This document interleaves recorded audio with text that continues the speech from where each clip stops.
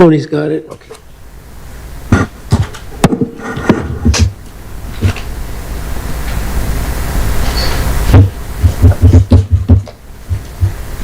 If you just want to follow along, there it is. Thank you. Okay. Good evening. I will call tonight's meeting of the Wethersfield Planning and Zoning Commission to order. And first order of business will be roll call by our clerk, Commissioner Homicki. Commissioner Hammer. Yes, here. Mr. Lambruni. Here. I'm here. Commissioner Brecklin. Here. Mr. Dean. Here. Mr. Drake. Here. Mr. Edwards. Here. Commissioner Giuffredo. Here. Mr. Hughes is not here. Alternates, Commissioner Arcolini. Here. Mr. Laurie. Here. Mr. Thompson. Here. Okay. Thank you. And I was just confirming at the last meeting on May 20th, I was not here, nor were Commissioners Ercolani, Thompson, or Hughes. So first order of business is, I think when we get to if we deliberate on item 2.1, then we are going to need to figure out who's participating in that. All right, so I guess we have a small audience tonight, but just very quickly, ground rules will be public hearing. We'll hear from the applicant. Please state your name and address. For the record, there'll be an opportunity for public comment, commission questions, closing statement by the applicant if the hearing is going to conclude. And if it does conclude, then at that point, we cannot take any more information from the applicant or the public. With that said, I think we'll let the applicant proceed, and I know that there's been some revision to the proposed amendment, and I'm just going to add, I was unable to make it because I was out of state at our daughter's graduation, but I was able to watch the entire meeting on YouTube live, so I have a good grasp of what occurred at the first meeting. Just a quick clarification. Yes. Just so this is just on the amendment, not an actual site, not a special permit application. Correct, correct. Okay. And actually, before we proceed, one other item of business, item 2.2, public hearing 2209-25, Commercial Development Services Group, seeking a special permit for multi-tenant building with office, restaurant, place of assembly, outdoor dining, and other similar uses at 207 Church Street. That is indicated on our agenda as being continued to this evening's meeting, but at the request of the applicant, we are not going to be continuing the hearing this evening. It is going to be continued, in case you're here or watching on that matter, it's going to be continued to our next meeting in June, which is the 17th, is that correct? That's correct. So it'll be June 17th is our next meeting, beginning at 7 p.m. That's when we will resume the public hearing on the 207 Church Street matter. And it will also be here at Town Hall in these chambers. Yes, thank you. Okay, with that, I will turn it back to the applicant. Thank you, Mr. Chairman, members of the commission. For the record, David Hoops on behalf of the applicant. Just so I didn't create confusion, we are now about to address the public hearing continuation, which is continuing this evening, which is KCH Trading, application 2207-25, seeking a zoning text amendment that would be applicable to the RC zoning district. Yes, thank you. So, yes, we had a hearing at your last meeting, and it was robust. There was a lot of back and forth, and at the conclusion of the meeting, I think by the conclusion of the meeting, there had been discussion of various revisions. Mr. Elder actually made the revisions, various revisions on the fly. They were up on the screen, and the thought was to get that in a final form and come back one final time, and that's why we're here tonight. So I think we can be pretty quick. Mr. Elder made various revisions, and we've spoken about some tweaks, which are fairly minor, He's done a great job in his staff memo summarizing what those revisions were, which followed, I think, what we thought was the consensus of the commission last time. So the current version of the draft regulation is in your package. It's before you. I won't belabor or repeat what Mr. Elder said, but I would just suggest that I'm here, happy to answer any questions. Yeah, I guess I would, so Dave, the items 1 through 4 in your memo are the only things that have changed since the original submission, is that correct, or is anything else? Those are the substantive changes that sort of flowed throughout the rest of the proposed text. But yes, those 4 items reflect the majority of the discussion and the changes that were discussed during the public hearing at the last meeting. And I'm happy to go through those for the record, if that would help. I think that would be helpful. So I think, and again, commissioners, please correct me if I'm wrong, but based on the last discussion, we wanted to remove the reference to adaptive. We didn't think we needed to limit it to just adaptive, and so that has been removed from the description in the permitted use. There's still a reference on the page to it, but I would call that a Scribner's error. If we look at the draft regulation, I just neglected to remove that. So on page 1 of the proposed regulations, which is the second page after my memo, it says 5.14, it says warehouse supermarket / adaptive reuse. That adaptive reuse will be stricken. Got you. So that will be removed. The other thing, there was a good amount of discussion on the difference and distinction between this use and a food distribution center and a wholesale food distributor, and that it was made clear on the record and is clear in the regulation that that is not what this is. So that was clarified in the revised proposal. Where is that language distinguishing it from the other uses that you just mentioned? Warehouse super. So the last sentence of the first paragraph under definitions says, nothing in this definition shall be construed to include a warehouse or wholesale distribution use. So wholesale distribution use in the sense of a Stop and Shop warehouse that distributes to all the Stop and Shops, or just a third-party independent wholesaler who supplies to grocery stores, retail stores, et cetera. The idea is you have to supply exclusively to end users, not other retailers or resellers. Right, although it does allow you to for business end users, so is that the... That would be business end users, restaurants specifically. How can I just ask, how would a Costco or a BJ's potentially fit within this definition? If they were a grocery store, yes. Because a BJ, that's a good example, because BJ's or Costco, some of their customers are restaurants who come in and buy things, paper goods and things like that. There's a lot of examples. The regional market in the South Meadows, a lot of restaurants and consumers, buy food there. City Fish probably be an example of a retailer that is not a wholesaler, to my understanding. They might be, but if they were, they wouldn't fit in this definition. I'm sorry to interrupt, but under requirements, section D, number 2, there's language that says a warehouse supermarket approved under this section shall adaptively reuse and revitalize an existing building. Is the intent that stay there on the theory that we don't want a brand new build under this category, but it's an attempt to facilitate the use of a building that really has no use or had a prior use? Yes, correct. Well said. Okay.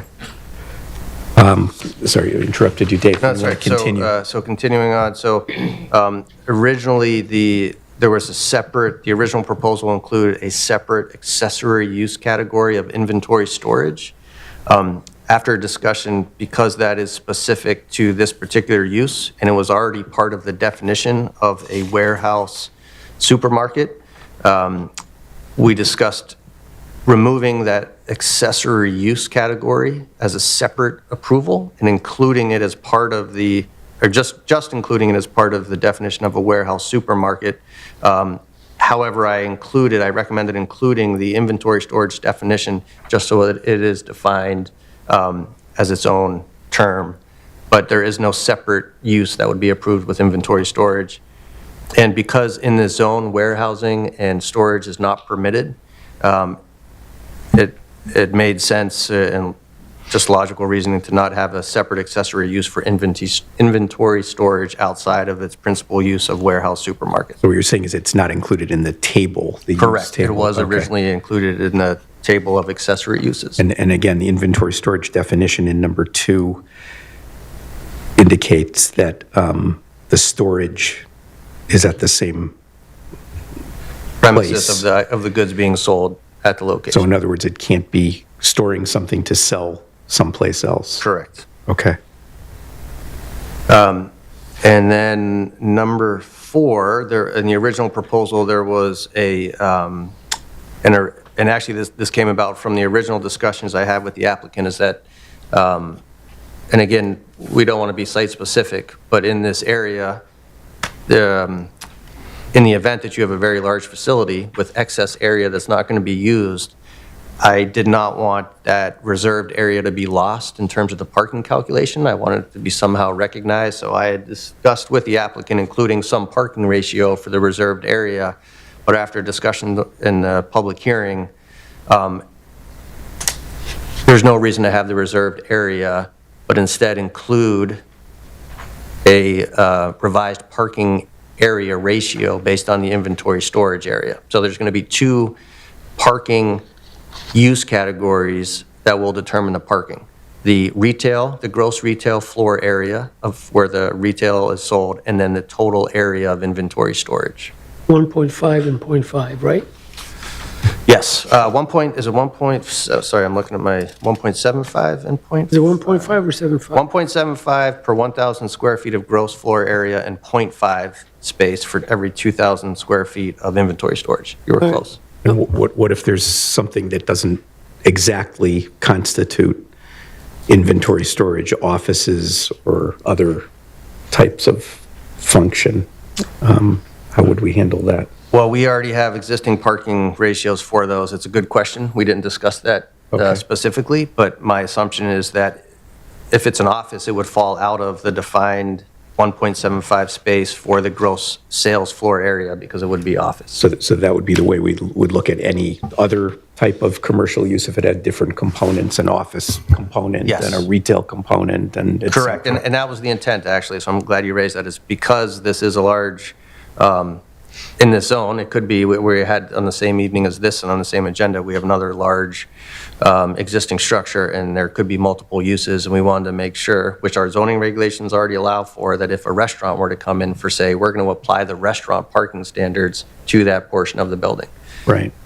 But so is the idea that potentially if it's something straightforward, the idea was not to leave, quote, unused Correct. portions of the space that we would not be able to monitor, or we wanted to have a firm understanding that there was adequate parking to support the entire building and not say, let's just assume 3,000 square feet doesn't get used at all. Correct.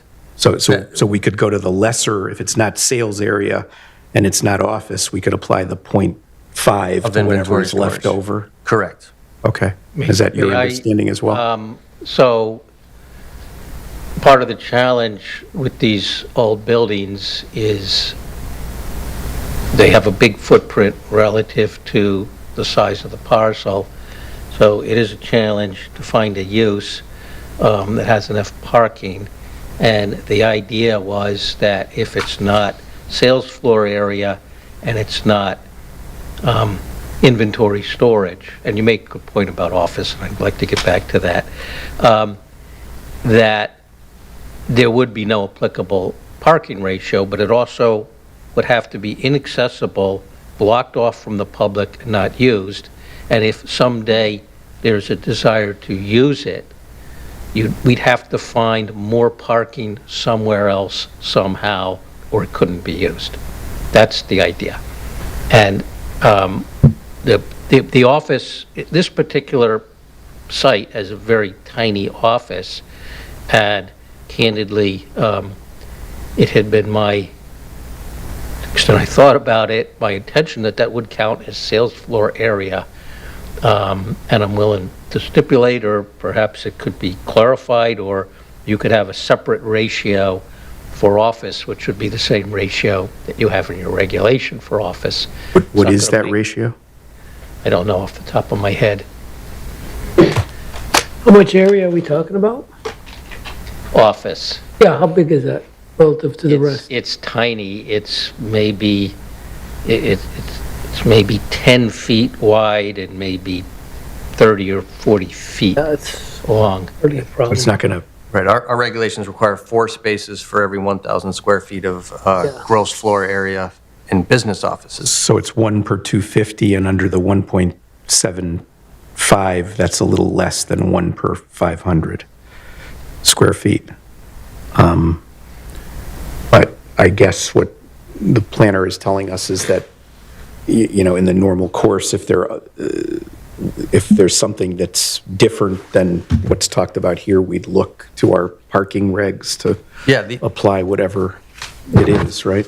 Yes, and in fact, this section 3 under the requirements, is only intended to address this reduced parking ratio specifically for a warehouse supermarket. And the last thing that I would draw the commission's attention to was there was discussion at the end about how we revise parking, and that I think everyone would like to see a successful business in such a case where the parking, that there's a lot of parking. A parking problem, unfortunately, is a good thing to have. That generally is a sign of trips coming to and from a business. So I'll just read it out loud for the record. But one of the things that, as a result of our discussion about the need to be able to continue to look at parking and the traffic circulation, really, because if you are going to have a mix of vehicles coming in and out of the site, one of the concerns is that you might have a larger truck that's coming in and it could prevent traffic, and the last thing we want to see is the traffic backing up onto local roads. So the last section on page 2 is a special permit issued under this section, including any modification thereafter that utilizes this reduced parking requirement shall undergo periodic review of the adequacy of parking as needed and be subject to required traffic and vehicle loading and circulation mitigating activities to ensure continued safe and efficient use of the site and reduce impacts to adjoining properties and roadways as determined by the commission to be appropriate. So the commission already does have broadly in its special permits the ability to have periodic reviews, but I thought given this proposed regulation in the mix of vehicles coming and going, that it was important that be expressly stated that that's going to be something that's continued to be monitored, and that the applicant has the requirement to mitigate the negative situations, if there are any, or negative impacts. I think that's important. I was just going to say, the second half of that sentence where it says, and be subject to required traffic and vehicle loading and circulation mitigating activities, it doesn't specifically say parking there. Maybe that's what was intent, but I think the intent is if we were to determine that what they're now doing is very inadequate in terms of the number of parking spaces, then it seems like that could lead to a situation where they either find more or they have to scale down the use that demands the parking. So I just want to make sure that's clear. Yeah, though, if he ends up having a parking issue, isn't he gonna wanna fix it? You want? Well, We shouldn't have to tell him if he has a parking issue. Not necessarily. I mean, we got on Main Street in Old Wethersfield, lots of parking complaints. If he has customers coming in. Right. And they have nowhere to go. No, I understand what you're saying. They're gonna wanna fix it, so. I was hoping that this would, the adequacy of Take a parking. building down or some section you're not using and have to open it up. Right, but it's really that we can do something if we deem it inadequate. I just want to make sure that that's clear, not just that we'll review it, which may be implicit in that, Yeah, we can certainly, but I'm not sure. Periodic review of the adequacy. subject to required parking, vehicle loading, just say required traffic, parking, and vehicle loading and circulation. Maybe maybe that helps a little bit, okay.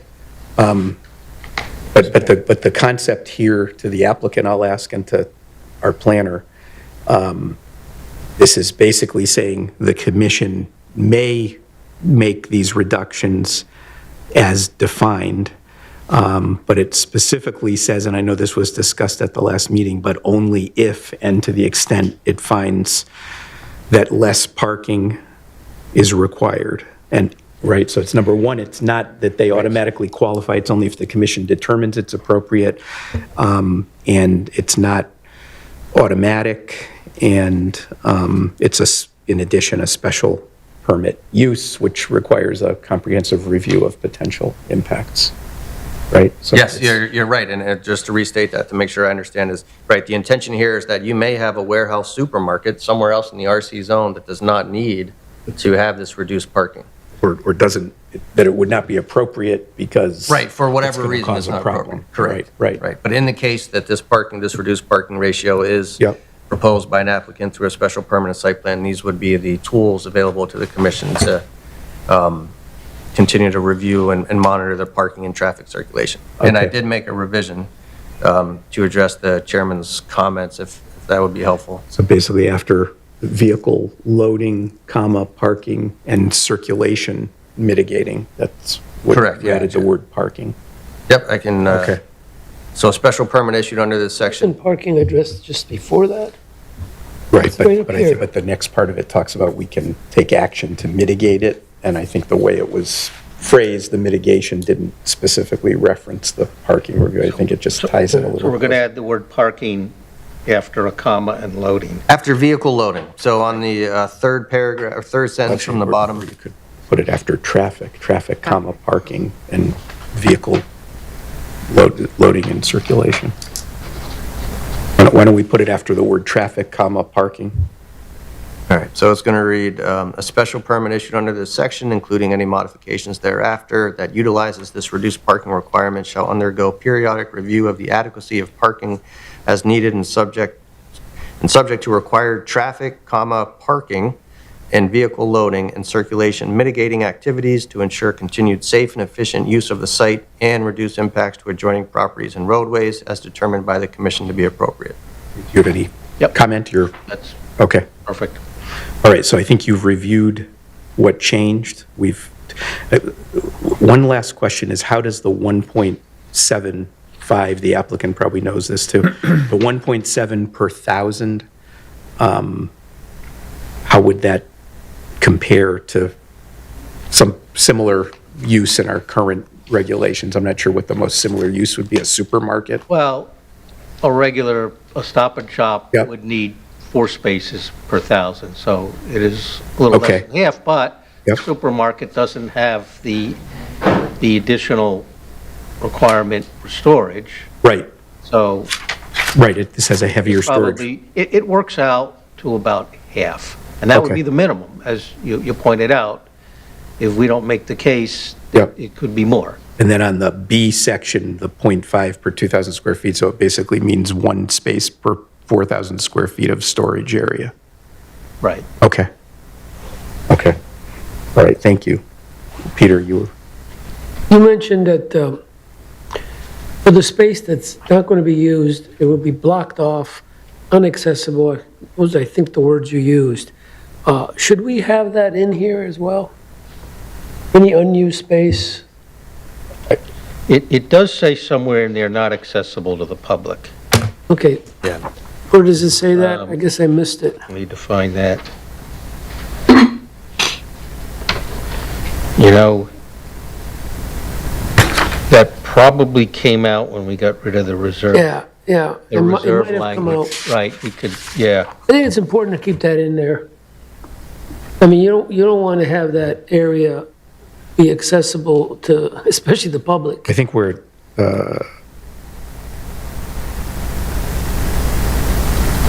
I thought it was in the definition, maybe, that it talked about accessible to the public under inventory storage, but I'm not seeing it. It used to be here. Yeah, it was, and then it was part of the reserve space. That was one of the purposes of that. So So it's. I don't have the prior one. I'm suggesting we reintroduce some of that language You back you in. can, on the fifth line down, where it says inventory storage, you can say inventory storage that is not accessible to the public. Well, I think the whole point, though, is that the reserved area doesn't have a parking requirement. If there's inventory storage, even if it's not accessible to the public, it still has a separate parking requirement. I'm not saying I'm not saying taking the parking rules away, but I'm just saying that inventory storage that is not accessible to the Well, I guess, public. yeah, so I mean, let's just think about this. Is that But something that, just, Dave, what he's referring to is a complete area of the building that doesn't have inventory storage, doesn't have anything. anything? It's just a dead area. That's what he's referring to. They're going to have a dead area in this building. So he said that area is not going to be accessible to anybody. They're going to have controls on it. We should make some reference to that if that's what's going to be the case. Like, and I'm going to just throw out there, is that something that's appropriate to put in a town-wide regulation that we don't have in any other No, I think- regulations for other uses, or should it be left to the special permit application? So I think, and again, Yeah. correct me if I'm wrong, but, because most of us were there, but that's why we got rid of the reserved areas, because we don't want to create a situation where there's different code enforcements from fire and building, where we have certain parts of the building that are cordoned off. Right? And so that's why we got rid of the reserved area, so that any applicant who comes in for a proposal under this section is going to show the area of the building, all of the area of the building. You know, in my mind, other than the basement, there are certain basements in towns where they're not used, and they might be utility rooms or boiler rooms, right? But any other area in the building is going to be either gross floor area, it's going to be either the retail sales area, or it's going to be inventory storage. You're saying, under fire marshal issues, he will not go for an area that's walled off? Well, we're trying to avoid that. That was one, we don't want to create, because we don't have that anywhere else in our regulations, where that was, you know, sort of coming full circle. If you were to approve a 10-story office building, you know, we're gonna approve the building, all 10 stories as something, right? The top 10 might be a dentist office, very large one, and then the first 5 might be professional office, but we're gonna approve the entire site plan for some use. We're not just gonna have 5 stories of a future undetermined use. So the same thing would hold true with any site plan, is that you are gonna designate an area of the building to have a use, and we're gonna calculate that use. We're gonna calculate it for parking, and the fire marshal and the building official are gonna review it in the contract documents for how it's gonna be, what code they're gonna apply to those spaces of the building. Yeah, but in this case, aren't you going to have areas that you're not going to designate any use for? That's what I understood, right? You're going to have a fairly large area in this building that's not going to be used for anything. I think cold storage was the term that we heard during the public hearing. Not for that area. No, there's a whole huge corner of the building that's Yeah, going to have they're nothing going in to it. just block off an area of the building and close it. Would They're not going to you- use it. Could you comply if the .5 standard per 2,000 applied to everything that's not retail? No, that's the whole It wouldn't problem. work. So I think there may be a couple issues. As far as the parking ratio is concerned, what counts is what's being used either for sales floor or storage. So if it's not being used for either of those things, then it doesn't count. So then the question is, you know, how do you know what's a sales floor and what's storage area? And I think this may be more of an issue for a special permit application, but the way you know is you have walls and you block them off so that Seems to me that the issue of the parking area and parking requirements is sort of a category of attention that we don't really need to be all that concerned about with respect to these proposed regulatory revisions. We can handle that with the flexibility that we have in setting up conditions in the special use permit upon the hearing for that. And I don't think it's appropriate to deal with the fact that this particular applicant may have a building of which maybe 50% of it is not going to be used at all, even though we had to apply the parking regulations to the entire building, but we can amend or modify for the special use permit the parking requirements for the particular applicant in the special use permit that may be granted. And that's the flexibility that we have on an individual application as opposed to a generalized regulatory rule that we are, that's at issue at this moment in time. I agree, Tom, and I think it's a case-by-case analysis, and it would not be appropriate to make it a town-wide rule. But with that said, based on some other comments that were made here, including Dave, under number 2, where it says inventory storage definition, what if it, after where it says means storage of inventory, what if we inserted in an area not accessible to the public in connection with a warehouse supermarket use? Would that help to at least make clear that if the public is accessing it, it's not subject to the lesser parking standard? So I would say means storage of inventory in an area of the building not accessible to the public? That makes a lot of sense, because what we're trying to get at is, it is a warehouse use, and you do have goods that are, in a sense, stored in an area where customers could come in and shop. But the idea is you have an area of storage that customers, that's the reason it has a lesser parking requirement, because customers can't go in there. So that makes complete sense to insert those words in an area not accessible. Well, no, After I just want to make sure I'm clear what you're proposing. My understanding is that there's 3 spaces in this building. There's the retail area where people go and pick out what they want, restaurant or public, right? Right. And that's going to be 1.75 per thousand in that area. Then there's an area that we're just decided, okay, it's cordoned off, people can't access that area, but you have goods in that area. Right. And that area is going to be 0.5. Right. And I'm just, for simplicity, I'm just going to say 1/3 is the first, the second third is the second, and then you have a third of the building that's completely empty, shut off, no electricity, no power, something you may use in the future. It's dead space.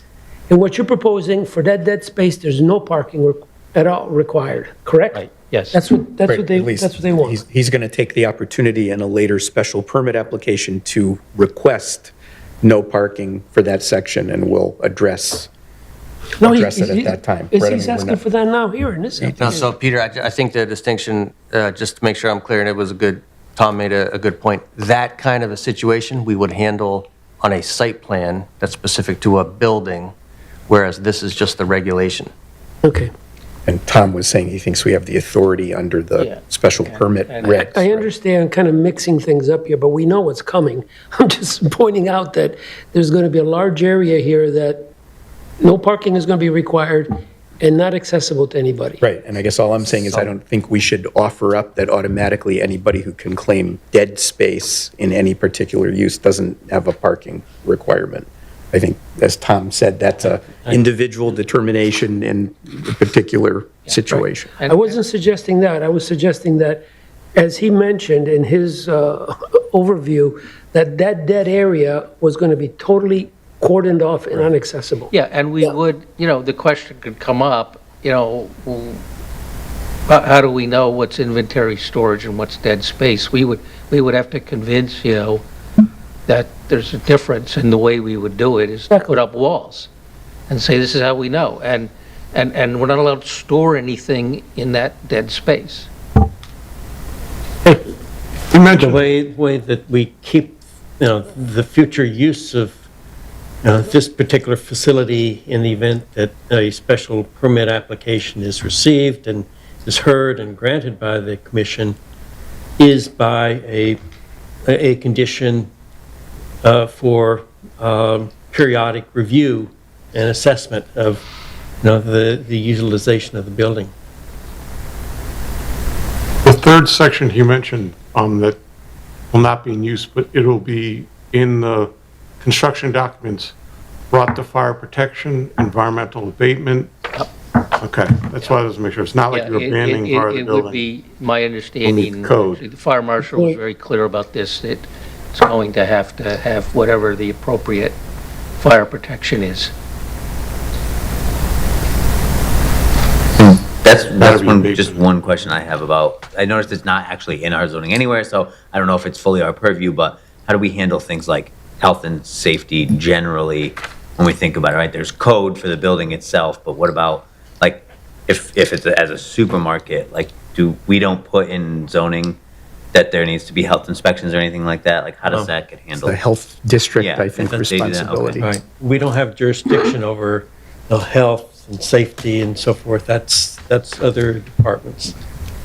I will say, because I found that it's important to just be aware, because there may be applications that is required, you do have the ability through a special permit to request and require certain studies or analysis to ensure the public health and safety. For example, if Wethersfield has a lot of old buildings, if someone was proposing a large, heavy sort of use on a second or third floor, you could request a structural engineering report. If there was any reason to suspect environmental remediation needs, you could request an environmental analysis. That is within your purview under a special permit. Yeah, and my remarks were solely to the point that the commission doesn't have the ability, the lawful authority to waive or modify health, safety, environmental regulations that are the jurisdictional arena for other bodies. Right. And on the environmental side, it's ultimately the Connecticut DEP that enforces and regulates cleanups and remediation and so forth. So there's a variety of safeguards here, and I think, Dave, the building official could probably request a load capacity report if he wanted it in terms of reviewing things. Yes, and they have and they do. Okay, okay. So just to be clear then, the language change here Yeah. simply allows a warehouse supermarket to exist in the RC zone. It just allows that to happen. But then part two, the safeguards are on a case-by-case business basis, all of these other safeguards come into play. Basically through a special permit Yes. process. Okay. So, and if somebody came in and said, I want to build a brand-new building and call it a warehouse supermarket, it would not fit based on the language that talks about reuse of an existing building. Got it. So, and I hope I'm not missing anything, but in terms of the language, I guess, so the only two things changing are under the title 5.14 warehouse supermarket. Dave said he would strike / adaptive reuse. And then under paragraph 2 under A, inventory storage means storage of inventory in, we would be adding an area of the building not accessible to the public, and then it would continue with in connection with a warehouse supermarket use. Correct. Yes.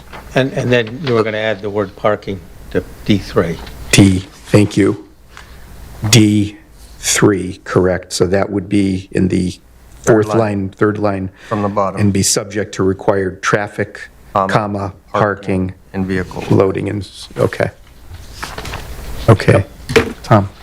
I do have a couple of rather picayune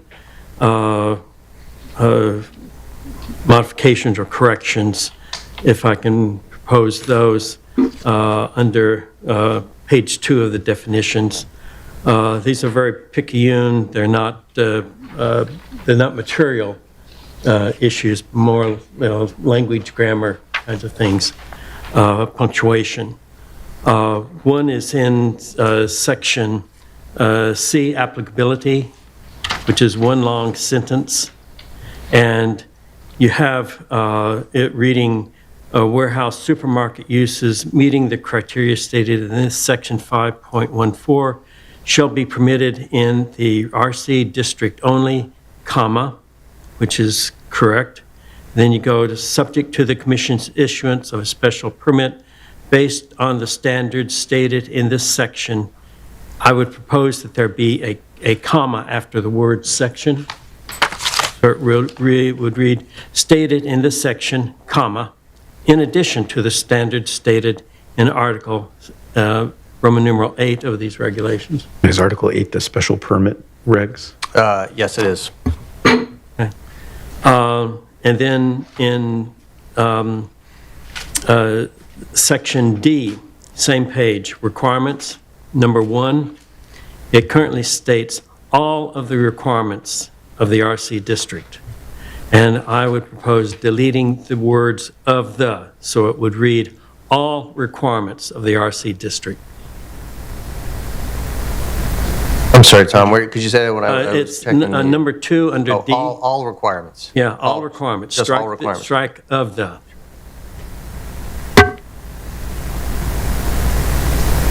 And just so I was going to make this change, but if we're doing this, I was going to actually remove are you done with your? I'd have one more. Okay, go ahead. I'm done on this Okay, particular go ahead. one. Well, I was going to go on the first one, on the applicability section, which is page Yes. 2. I was going to remove the reference to 5.14 because it is under this section. There's no, Okay. it's a That's fine. circular reference, so I was going to So- eliminate that. So you just say as stated in this section? Correct. And just strike 5.14? Correct, because one thing with zoning regulations, when you start as the numbers change, when you add and remove, it becomes difficult to, Yes. it's good not to have circular references. Okay. The final one that I would propose is under number 3 of D requirements, where it begins with, the commission may reduce the parking requirements, and go down to line 1, 2, 3, 4, 5, line 5 of number 3, where it now says, comma, but only if. And I would strike the word if, and I would substitute only in the event, comma. It finds, Or strike that, but only in the event and to the extent, comma, excuse me. So strike out if and insert in the event, and then after the word extent, add a comma. only in the event and to the extent, comma, it finds. I just think it reads better and clarifies it. So you're taking out the word if and saying, but only in the event and Yeah. to the extent? Yeah, I kind of go back to my old legal draftsman And I think to the school training. to the extent is important. You know, ifs were rather frowned on. And Makes sense. in the event Yeah. is a much more precise way of saying it. And one thing that occurs to me in the second line of the same paragraph 3, where it says, but in no event less than, I think maybe it should say, but in no event to less than TO, because it's saying we may reduce the parking below the otherwise applicable I missed parking that. requirements, comma, but in no event to less than. That's the floor that it's setting forth, right? Yes. I just think Yep, it helps it's a a good one. little Yeah, bit. Okay. absolutely. Okay. Mr. Chairman, that's the extent Thank you. what I had. Thank you. Anybody else have any other, before we close the hearing, does anybody else have questions for the applicant or staff or anything? Yeah, I had something I want to note. Number 2, can we add to the line, which says appearance is visible from public streets and Oh, yeah. adjacent building lots, public use areas? Can you repeat that, Dave? What I'm trying to do is add to number 2 under D, that, D. say you have a lot, and, okay, from the street, I'll do the sides and the front, but if there's a parking lot and the 2 adjacent lots, looking at the back of the building, shouldn't they also have to maintain the backside too? Oh, for the appearance? A warehouse supermarket shall rapidly reuse them. We're limiting, Yeah, by no, the I'm just- definition, we're limiting the view of angle from the public street. Yeah, no, I'm just, If I have a parking lot, a back parking lot on my lot, behind and left and right, I want to see the backside of the building renovated. You want to see all four sides? I think it makes sense. Backside is important. well, now that as well. now that you bring it up, I mean, our landscape and buffering requirements apply to all sides of the building, and they're different for the rear yard versus the front yard. So, and any site on the Silestine is required to comply with the vision plan for the Silestine Highway. This number 2 could be stricken altogether, actually. Unless, or you could strike as visible from public streets and leave it, I guess, right? Is it good to have it here just because we're saying it's an existing old right. building and you got to Correct, make it yeah. better so it's crystal clear Yeah. to be eligible? So we'll put a period after appearance. Right, take out as visible from public streets. Good point, Dave. Okay. Anybody else, anything? No, applicant, before, do you have anything right now? I Attorney think Hoops? those are all good changes. Before forgetting, I want to give the public an opportunity to speak, and then we'll call you back up again after that, if there is any public comment. Yes, sir. Please come up and identify yourself for the record.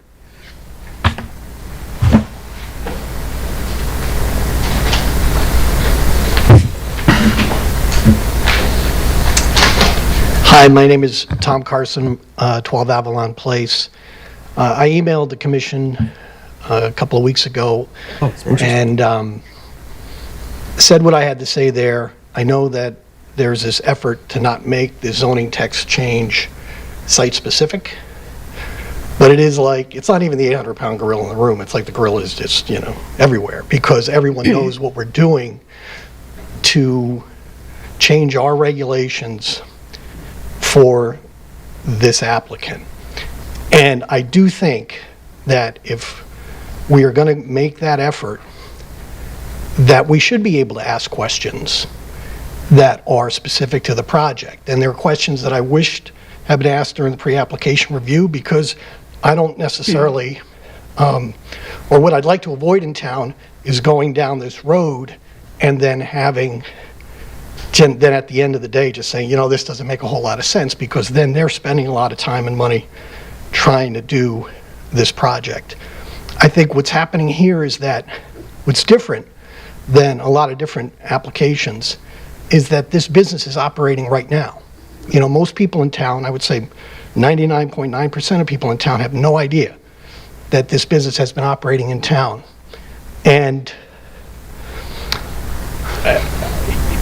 there's nothing right now to prevent them from, other than that there is involvement with town officials and the state's gotten involved, that there's nothing that is requiring them to do the things that they say they're going to do in a timely manner.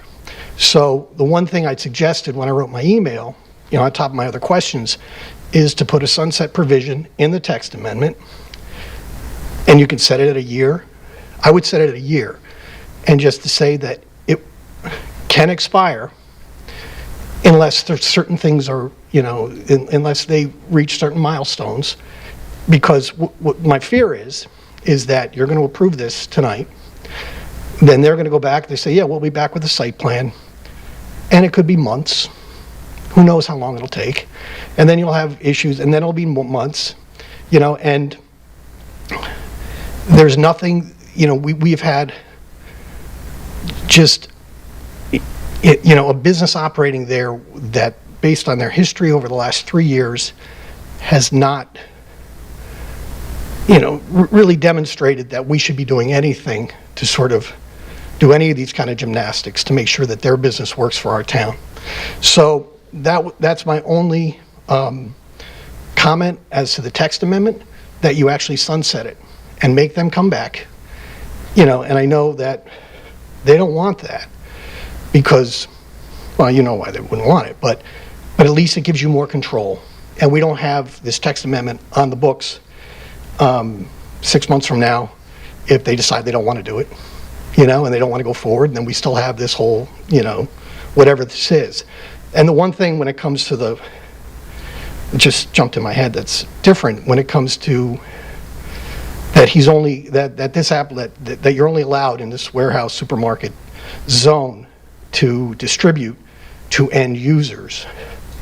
We have no idea who they're distributing to. And I don't even know if anybody knows exactly how we would monitor it, that it's not only going to restaurants, but it could be going to markets. It could be going to a lot of different places. But the biggest issue I have is we don't know exactly what's going on inside that building day to day. And it's operating right now. You know, there's shopping carts, there are cash registers. That's what I've been told. I haven't been inside the building. But, you know, I think you just need to have a little bit more control and not lead them down a path that ultimately you're not comfortable with, but also holding their feet to the fire a little bit, that they're actually going to do what they say they're going to do. Thank you for your comments, and I guess I just want to respond to a couple things you said. One is we can't, when we enact a zoning regulation, have an automatic expiration of the regulation. But what the commission could do is if, 2 years down the road it decided we shouldn't have the regulation anymore, it can go through this same process and take it away, basically. But the other point I wanted to make, appreciating your comments, unless and until they come back with a special permit application, because this proposed new use category only applies if the applicant seeks and obtains a special permit. If they don't come in for that special permit or they don't get it, then this regulation really isn't going to have any effect on bringing their business into conformity with our zoning regulations. So they have to come back, and as part of that special permit application, which I think the applicant will reaffirm their intent is to come in with that, as part of that application, we then have the ability to look very closely at all of the aspects of the use, and that would include trying to get some comfort, to your point, in terms of how the business is working in more detail. So we have that opportunity. We have to make sure that under our regulations it's appropriate, it's not going to cause undue impacts on the surrounding area. If we don't conclude it's appropriate, we can deny it, and as I said, then this regulation doesn't really have an effect. And if we approve it, we can also impose conditions to try to provide some assurances that they will remain in compliance. Got it. Thank you. Okay, thank you. Anyone else from the public? Seeing none, I'll go back to Attorney Hoops for the applicant, and I don't know if you'd like to respond to the comment that was made. I understand the concern. It's an unfortunate situation, and I was hired to try to fix it, and I think we've made some headway. I can tell you the applicant has engaged Freeman and Companies to prepare a site plan. They're working on it now. I was told it'll be ready by the end of the month. And, sometimes those deadlines slip a little bit, so I don't want to overpromise, but that's what I was told. And, the town is putting quite a bit of legal pressure on us, on the applicant, to come into compliance. And nobody wants to bring this property into compliance more than the applicant. And in terms of pressure, do you mean some type of notice of violation of the... There's a lawsuit. Okay. File date in the fall. And our goal is to have this resolved by then. So And that lawsuit addresses the issue of whether or not you're in compliance with the zoning regs, in part at least? Okay. So Okay. the town has put appropriately quite a lot of pressure on Okay. the applicant to fix this problem. Okay. And that's why I was brought in. Okay. Thank you. Do you have anything further on the text amendment discussion that we've had? No? No, I don't. Okay. All right. If there are no further questions, then it would be appropriate for a motion to close. the hearing. By Commissioner Homicki, second by Commissioner Dean. All in favor, please say aye. Aye. Aye. Let's, don't have the list of members handy again, Peter, that... All right, hold on, I'll get it for you.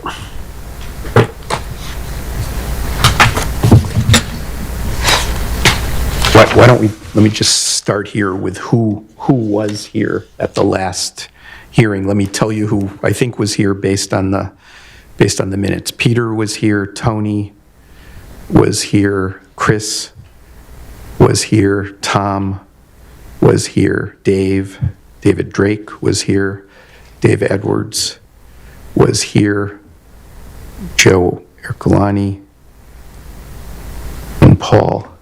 Wasn't here. They weren't here. Sorry, we're not here. Sorry, I looked in the wrong row. We had, I wasn't here. They're absent. Joe, either myself. Actually, this is probably The wrong This is probably minutes. the one you want to look at. sorry, so Peter, Tony, Chris, Tom, Dave, Yeah,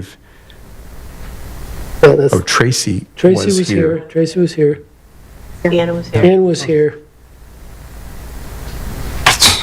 Missing was Joe, Paul. So that was 8, we're here, 8, correct? Sorry, Joe, I wasn't sure. These are the minutes from May 20, from 1, May 2, 20, 3, 4, 5, 6, 7. 8, 9. 8, 9. Joe was seated and Paul was seated. Okay, I thought Paul said he wasn't here at the last meeting. I was not here. So that's incorrect on the minutes. Oh, sorry, he was absent.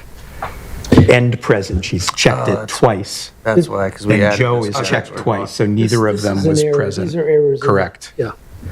Was absent and. All right. So neither Joe nor Paul were here, so 1, 2, 3, 4, 5, 6, 7. Ann was here. No one was here, so it's 8, I guess, right? Yep. All right, I am prepared to participate, having listened to the entire videotape and familiarized myself with it, so I guess I would make the 9th. So we could start deliberation, somebody could make a motion, and we can take it from there if somebody would like to make a I'll make motion. the motion to approve 2207-25-Z KCH Trading Inc. zoning text amendment in accordance with section 10-1F amendments to the zoning regs of the Wethersfield zoning regulations to amend 2.3 and add sections 5.14 warehouse supermarket. I think we need to delete the adaptive reuse. Correct. On the heading of section 5.14. That's right. Yep. In the RC district with modifications as noted by Commissioner Dean, Commissioner Hammer, and Commissioner Edwards. Okay, and those are, I think those were clearly stated at the time, right? But one of them was, let me just run My notes. 30 seconds in under section sub 2, inventory storage definition, means storage of inventory in, we've added the words, an area of the building not accessible to the public in connection with a warehouse supermarket use. On the top of section C, applicability, the reference to 5.14 is being deleted, so it'll just say meeting the criteria stated in this section shall be permitted. In the third line of that sentence, a comma after the word section. Under D1, the second and third words of the, so it now just are deleted, so it just reads all requirements. Under section D2, as visible from public streets, those words are being deleted. Under section 3, second line, where it says, but in no event, we're adding the word to, TO, followed by less than A and B. Under the fifth line, used for inventory storage, but only, we're adding in the event, striking the word if and continuing with and to the extent. Okay, good. And adding a comma after extent. And then in the third to last line, starting with the word needed and be subject to required traffic, we're adding comma parking, continuing on with and vehicle loading and circulation. Okay, just so it's crystal clear, how's that? I missed the last one, so it's good you caught it. Is there a second to this? All right, I guess before we vote, I just want to bring up something that's important on either a zone change application or a text amendment, is that we should be setting an effective date as part of the motion, and there are some very strict procedural rules under the state statutes that essentially provide that the action that we're taking has to be published in the newspaper prior to the effective date. It can't even be on the effective date. It has to be prior to it, or it invalidates the action. So the wisest course, I know we typically publish in a weekly paper, and do you happen to know what day of the week the ads have to go in for the Thursday publication? Yeah, I was just looking, and I probably will get these dates wrong, but I believe we have to send it by Thursday to have it published on Tuesday. Yeah, you know what I'm going to suggest, since we know that we're probably not going to be seeing an application on this for a month anyway. Today is the 3rd. I just prefer to give ourselves adequate time. You want to just, and that publication is out on Mondays, is that correct? Right, so Why don't we make it June 24th, 3 weeks from now? Is that I what you was were thinking? actually suggesting Wednesday, the Better, 25th. 25th, yes. I was actually going to suggest make it effective as of July 1, because that's the beginning of a new fiscal year, which seems apropos for the initiation of the new regulation. And since the applicant wasn't going to be submitting its application for a special use permit or site plan approval, until it would be heard in July anyway, it wouldn't really have any effect upon the applicant to delay it until the end of the fiscal year or the beginning Right. of the new fiscal year. I guess the question becomes whether, they probably could submit before the reg is effective, as long as it's not heard until after. So I don't know that that's a major issue, but I wouldn't, rather we have it wouldn't accept enforced. it as you can't, Yeah, we would take the narrow view that you can't apply for something that's not effective. yeah, I mean, that can be debatable, but I guess, are you okay, Tom, if we just go with 3 weeks from today, I'm okay June with it. 25th? And I was just, yeah, I understand, and I appreciate that. And that means if we miss the first Monday, we still have the second one and so forth, right? So it gives you ample time. Okay, perfect. I was just also thinking about, additional time for any glitches in publications. Yes, But- yes, no, that's good. All right. Any comment before we vote by anybody? Nope. All right, if not, the question is being called. All in favor of the motion to approve, please say aye. Aye. Any opposed? Any abstentions? Approved 9-0. Thanks very much. Thank you. You made the motion. I think the second, was it Tom? Or was that to close? Peter? I second it. Okay. One more time, in case there's anybody watching on Zoom or in the audience who was interested in hearing Public Hearing 2209, the continuation of that having to do with the 207 Church Street application, that is not going to be continued tonight. I believe Wetlands did not act at its last meeting. They're still waiting for that, and the applicant asked to be deferred until our meeting of June 17th at 7 p.m. in this room, and that's when we'll continue with that public hearing. All right, I guess new business, item 3.1, set a public hearing on zoning regulation amendments. Dave, would you like to speak to that? Yes, I would. So after the workshop that we had on May 13th, I took the changes that we had discussed and compiled them into a document format. I tried to make it easy to read for everyone and explain which changes were being made. I did send these to our town attorney, and he said there were no changes. He didn't suggest any changes, including those to the proposed affordable housing. I'm prepared to go through them one by one this evening, but the real action needed would be to set a public hearing if the commission was interested in moving these forward. So just generally speaking, were the changes you made consistent with the comments we had at our workshop meeting and some of the ideas that were discussed then? Yeah, so briefly, just to say that, so the changes include some changes that were required by the statutes. There was a Public Act 21-29, and for those that weren't at the workshop, that made several changes, but one of them, the largest one, is that accessory apartments, also known as in-law apartments, or guest houses, which are similar in Wethersfield, are now permitted by right. Currently, Wethersfield requires special permits to approve those. And in order for us to be consistent with the statute change, those are as of right.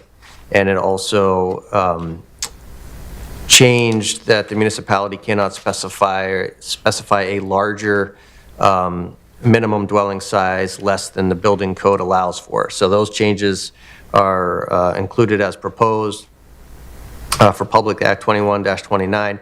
It also had several other changes that we have to change. For example, you cannot require an accessory dwelling unit to have a separate entrance. You cannot require it to be connected by a common wall. You cannot require it to be connected by a pedestrian path.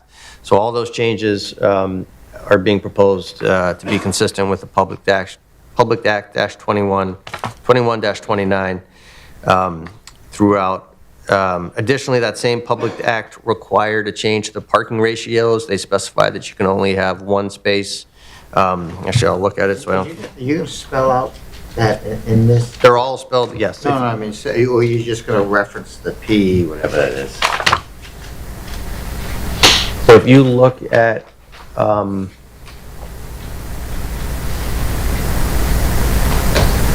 PA 2129, just gonna reference that, or you're gonna spell out what it is specifically for each one? I think when we get Put it in here.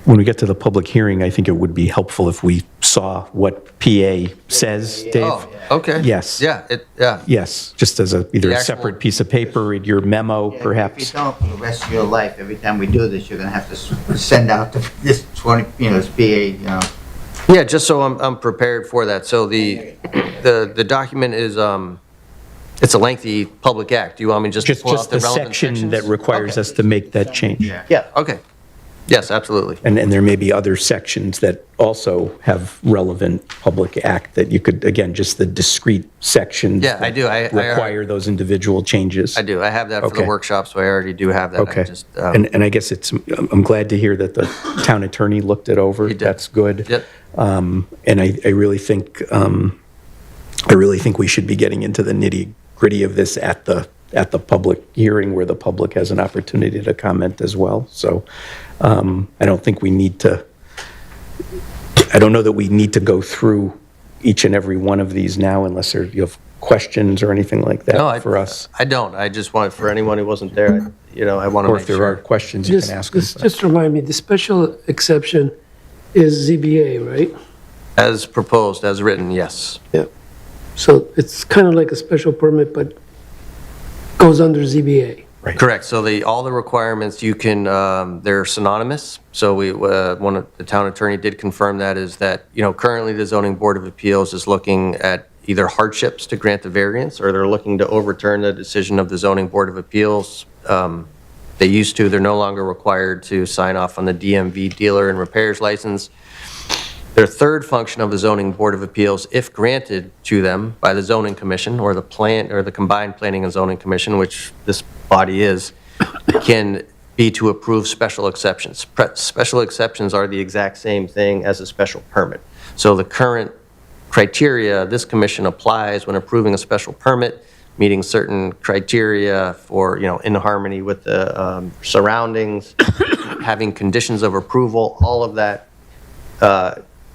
will be approved as a special exception by the zoning board of appeals.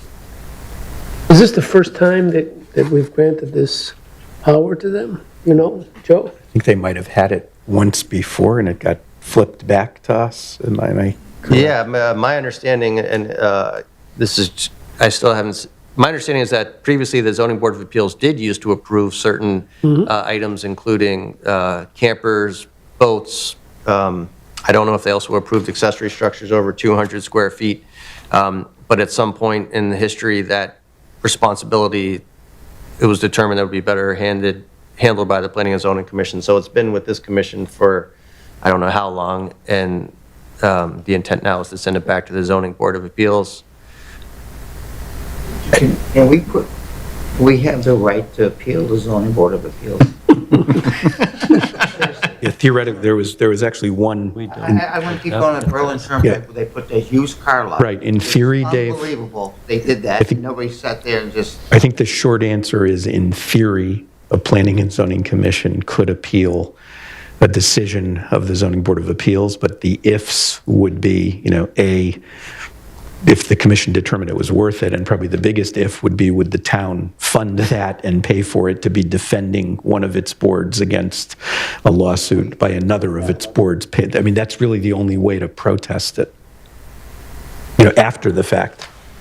So it could get very costly and very messy, but I think, Campers in the front yard. I think historically, years and years ago, some of our concern was just on variances, which by statute, they have to hear that, to your example, we're being granted, quite a bit.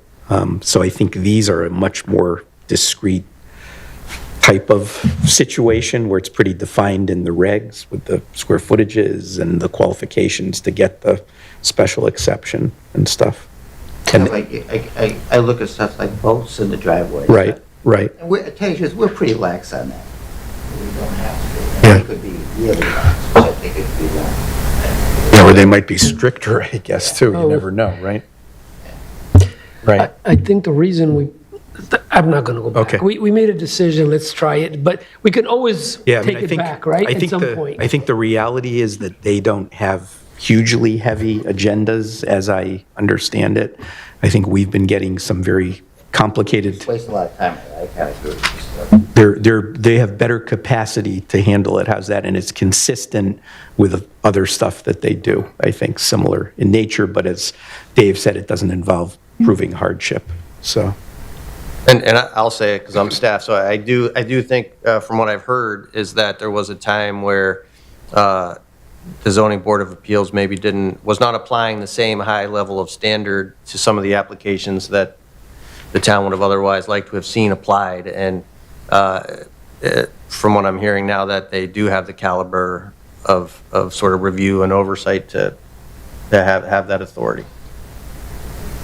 Right? See what happens.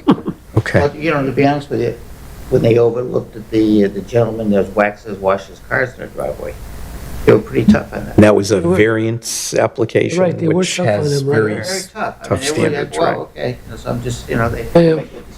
So that may be the right body. Okay.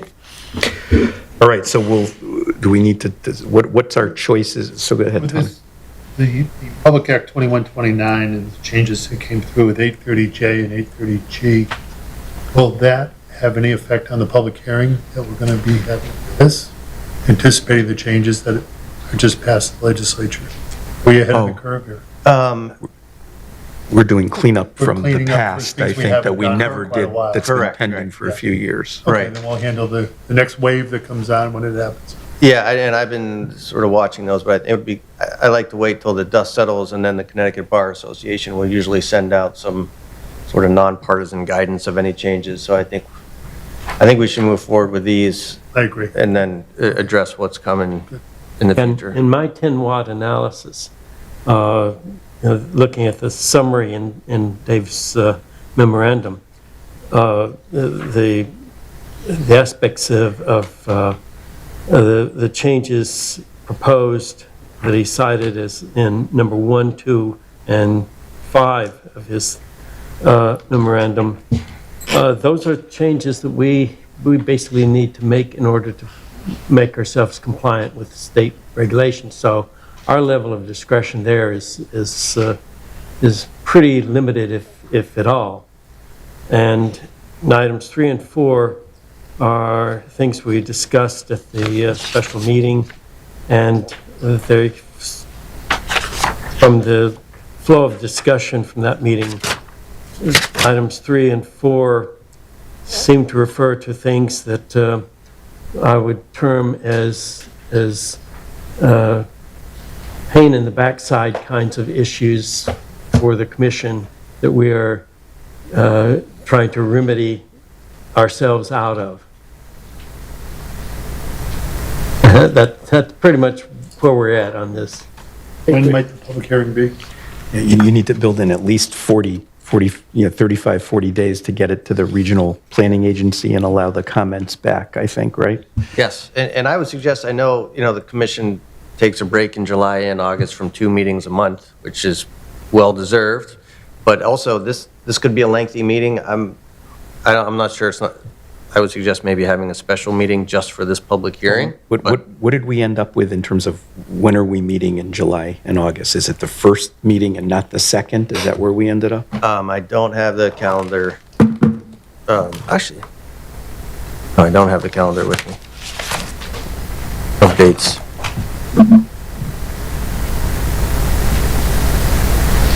I don't have July in I my, decided no TPZ, well, that's August, What meeting is August that 5th. gonna be at? You said July or August? that's June 17th. Along with the other one? If anything, those should probably been This is what broken we up. decided, no TPZ on July But I think we 1st, But this is what I have in my records, and then on the 15th. end up we flipped though from A lot of Tuesdays. what we said at the meeting, and I don't remember what we did. You flipped this around? I don't remember. If someone's online, I apologize, because I came from a different meeting, but Chris, if you could pull up the town calendar, if you don't mind, just see what's on the agenda for guess- July. Dave, can we just try to space it, so if we don't see anything coming right now in August, for example, could we just, and if we're meeting in the first week in August, could we do it then? I'd like to avoid, unless there's a Special, yeah. reason for special meetings. Unfortunately, our next agenda has 2 major applications, both on it at the same time. Ideally, would have been nice to have separation with the new one from the continued one, Oh gosh, the new website, I'm not ready for that. That's all right, Chris. I'm like, I think it's work in progress. If Yeah. anybody's looking at the new website. But if we assume the new matter that's going to be starting a public hearing on June 17th doesn't finish and comes back at the 1 July meeting, then maybe the reg amendments that we want to do our own could be the August meeting.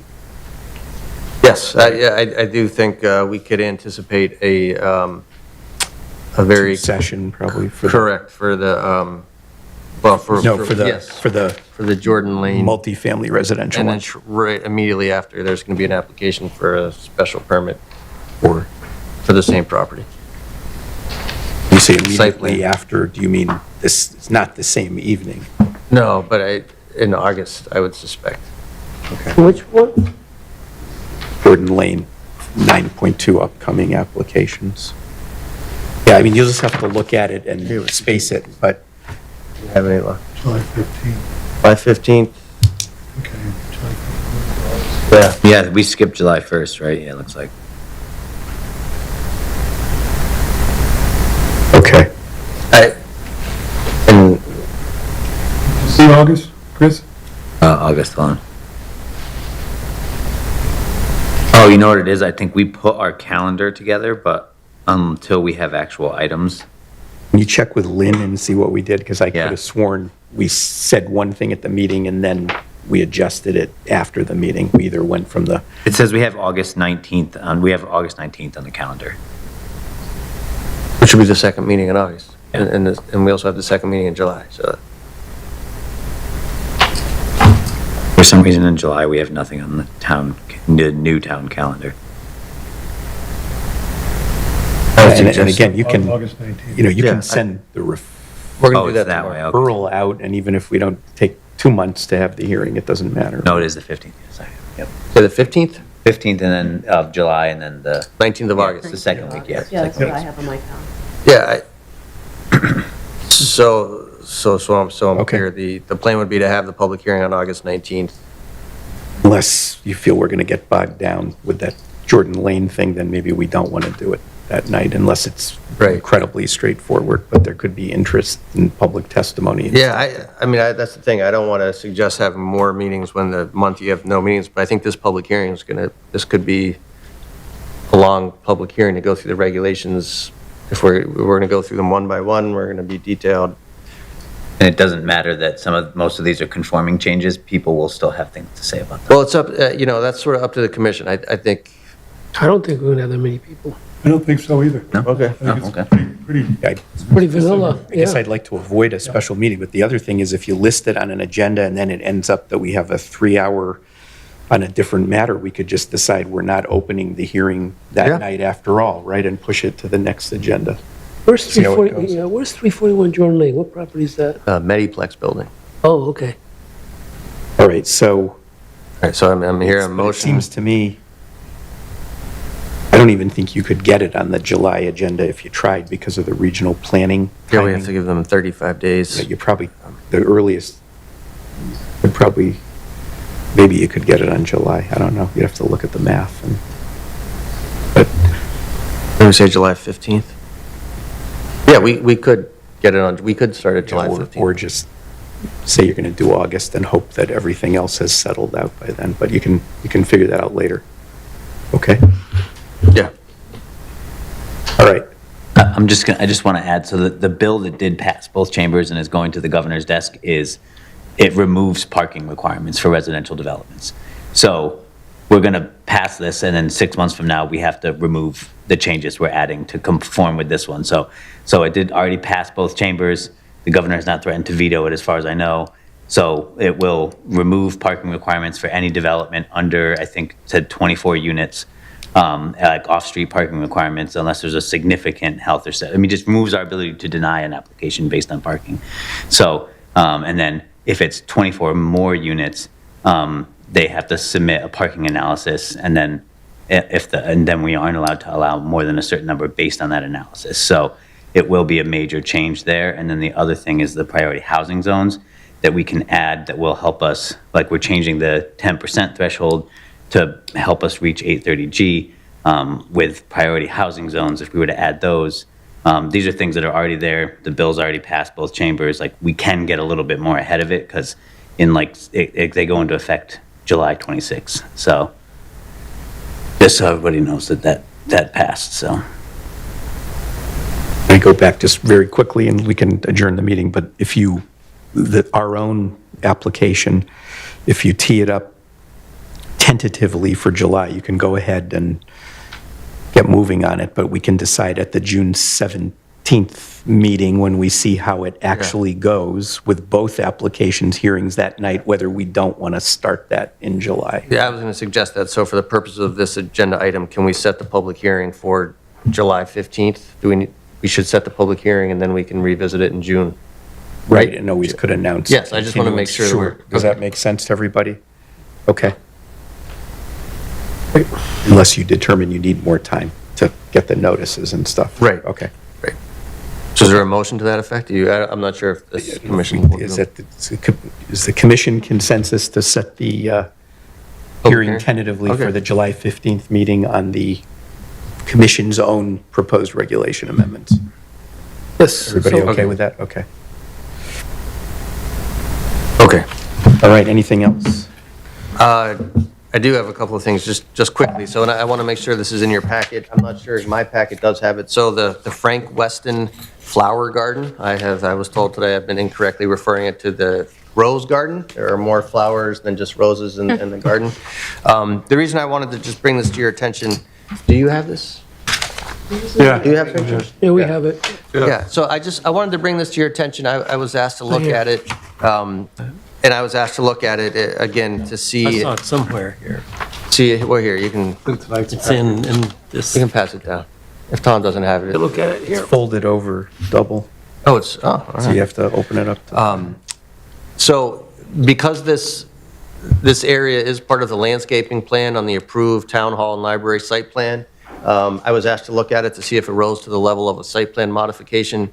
In my opinion, it does not. They're reconstructing an existing landscaped area. They are going to be reconstructing the walkways. They're going to be replanting it. They're going to put, the words are escaping me on what they're called. Arbors? Not cupolas, but Arbors? Gazebos? not gazebos. When you walk underneath. and they have Pergolas? Pergolas? Pergolas. They're going to Yes, put pergolas. pergolas. They're going to put pergolas there. And so they're going to, I know what it is. I wanted you all to be aware of it because they're going to go out to bid for the hardscape sometime in the next month or two. So you'll probably start to see some construction happening. And I just wanted you to be aware of that. So this is just for informational purposes. Rachel Mattioli from Parks and Recreation Department is very involved with the consultant doing it, as well as Derek Greger, town engineer. He's helping with the plan. So just to be aware, that's what's happening with the flower garden, the Frank Weston Flower Garden next to Town Hall. Okay. If there's any questions, feel free to let me know, and if I can't answer them, I'll pass them on to Rachel and/or Derek. Is there a list of those flowers in here, Dave? Well, interestingly enough, there was a list, and I was asked not to share it because the flower types might change. Okay. So we didn't want to set expectations. But I can get that to you. I can That's get that okay. to you. Okay, we've got, if we're done with all that stuff, minutes of May 13th, would somebody like to make a motion to approve those? So moved. By Peter, second by Second. Chris. All in favor, please say aye. Aye. Opposed? Okay, and then May Right. 20th, I We don't need to think we have correct, in our... we need to correct May packets, do we? 20th. Yeah, we do, right here, May 20th. Oh, it's not in my paper. Yeah, it was sent out, but we need to correct this double entry here. Right. Yeah, so that was, and I'll say, so I apologize for that. We were trying to keep track, and this is, I talked to the chairman about, I wanted to try to keep track of who was seated and who was voting. And so I added that second column because I thought it was going to work in terms of determining, of indicating who was here, but also who was seated. But I can tell on the May 20th that I have people that were here that weren't and also seated. So, Right. that could be just because we started with minutes and we revised them. So I will redo the May 20th meeting minutes, and I will include them in the next packet. Okay, that makes sense. Makes sense. All right, so we'll pass Any on. reason you took the names off? That's right. Oh, on the agenda, you mean? Yeah. Oh, yes, sorry, I should have said that. So the town has gone to a uniform template agenda. So the letterhead, this is the new letterhead for all town boards and commissions. Not to kill paper, but just out of curiosity, on the second page of the agenda where there's a lot of empty space, is it possible to just superimpose the list very small at the end? Oh, sure, yeah, we I can don't- try that, would that be yeah. I could also ask if we can add it to the top of the letterhead as well. Okay, I'll ask the question, I didn't. okay. Tony doesn't have to go to the back to find the list. Yeah, no, Yeah, it's- yeah. yeah. All right, public comments, any member, no public comment this evening, okay. Correspondence, none, staff reports? I just had one, so to be aware, so we've been asked by several, and I think it's the Quality of Life Commission, I might have their name wrong, but it was suggested not only by that, but since C-Click Fix came out, the proliferation of temporary signs all over town has become an issue. We're sort of getting inundated with requests to remove them, and so I wanted to let you all know, because you are the body, who oversees signs. We are going to, beginning in July, we're going to be going around town, my staff as well as physical services, and we're going to be removing any temporary sign that's in the right-of-way. We're going to start with the Berlin Turnpike and the Silas Dean Highway. In the plan, we're going to put a notice on the website. We're going to send it out. We do regulate temporary signs. You can get a permit for temporary signs. And so what the plan is going to be, in fact, if you want to let anyone know that uses them, if you're a 501c3 or you're involved with an organization who does have temporary signs for public events, you can get a permit for those. Those are legal, but you do need to get a permit. And we are going to be removing all of the signs. We're going to keep them for a number of days. We're going to call the phone numbers on the signs. We're going to let them know that we do have their property. It's technically trash because it's in the right of way, so it's discarded trash. But we are going to call them and say, we have your sign. We're going to hold it for the next 10 days. If you don't come to get it, we're going to discard it. And hopefully that will let people know, encourage those people who are just putting them up in the right of way that they can get a permit, and then also discourage those people who are not going to get a permit otherwise to stop doing it in Wethersfield. So I want to let you know that for all those reasons, just so you can sort of spread the word, but also so you start to see us driving around taking signs, you know what we're doing. Is it a permit for every area that they're putting a sign in, or You can get one, so for like an event. for the event? So an example, I was talking to someone, the turkey shoot. So you could get one permit for, a number of signs for Okay. that event. And just, we want to know where they're going to be. There are some sightline issues. We want to make sure no one's putting them in an issue where you Does it can't cost see. anything? It does cost $25. $25 for one permit, and you can include multiple signs on one permit. But the permit is good because it gives us the name of the person to contact when they don't come down, and it also gives us the number of signs and the locations. It starts in July. Well, we're going to start removing them in July, but as of right now, I mean, any temporary sign in the right-of-way needs a permit. Okay. Right now, the sign is so much a day. I don't know. Well, some people don't. That's how you used to do it in the past, I'm saying, time used to do it in the past. Someone would call up that business and say, Yeah. so, I think it was $100 a day. You take the sign off today, it's $100 a day from here on in.